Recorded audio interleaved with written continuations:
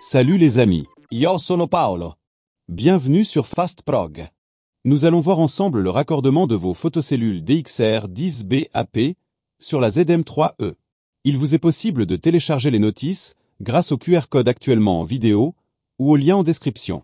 Et si vous ne voulez pas vous embêter avec le mode d'emploi, suivez-moi. Allons-y. Pensez toujours à mettre hors tension votre automatisme avant toute intervention sur la carte de commande. Voici représenté en haut le bornier de la carte ZM3E. Remarquez que cette carte possède 3 entrées de sécurité, CX, CY et CZ. Il est donc possible de raccorder 3 dispositifs de sécurité auxquels vous pourrez indépendamment attribuer la fonction souhaitée. Si vous êtes amené à raccorder plus de 3 dispositifs, il faudra effectuer un câblage en série avec un des dispositifs déjà raccordés. Plus bas à gauche, la cellule réceptrice RX et à droite, la cellule émettrice TX. Vous n'êtes bien évidemment pas obligé d'effectuer votre câblage dans l'ordre présenté maintenant. La borne 10 de la ZM3E doit être raccordée à la borne 10 de la photocellule filaire. La borne 11 doit être raccordée à la borne 11. Ensuite, le 2 de la ZM3E sera raccordé à une des bornes out de la RX. Puis, l'autre borne out de la RX sera raccordée à la borne CX de la ZM3E. Et voilà, le câblage est terminé. Mais si d'autres dispositifs de sécurité étaient déjà branchés sur CX, alors vous pourriez brancher ce nouveau jeu de photocellules sur CY ou CZ.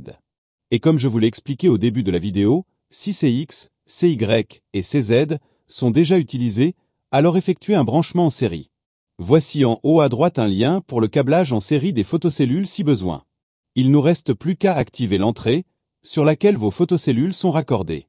Pour cela, maintenez la touche entrée appuyée, jusqu'à voir apparaître le menu langue sur l'afficheur de la ZM3E. Puis, appuyez sur la flèche de droite une fois pour trouver le menu fonction. Appuyez une fois sur Entrée, la fonction fermeture automatique s'affiche. Appuyez 7 fois sur la flèche de droite pour trouver la fonction CX.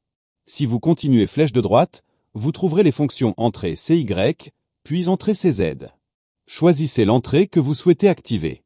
Et appuyez sur la touche Entrée. Comme vous pouvez le voir sur la vidéo, il existe 6 différents modes de fonctionnement lors du passage devant les cellules ou l'activation des bords sensibles. Sélectionnez à l'aide des flèches la fonction souhaitée et appuyez Entrée afin de valider votre choix. Ressortez du menu de programmation en appuyant plusieurs fois sur la touche ESC jusqu'à voir apparaître www.came.it. Si à la place, la carte signale un défaut de sécurité, pas de panique. Assurez-vous que rien ni personne ne se trouve entre les photocellules. Voici en vidéo la signification des voyants LED des DLX, dont celle vous permettant de vérifier l'alignement. Contrôlez la présence de tension entre les bornes 10 et 11, elle doit être d'environ 24 volts alternatifs, si ce n'est pas le cas, contrôlez les fusibles. Vérifiez à nouveau le bon câblage.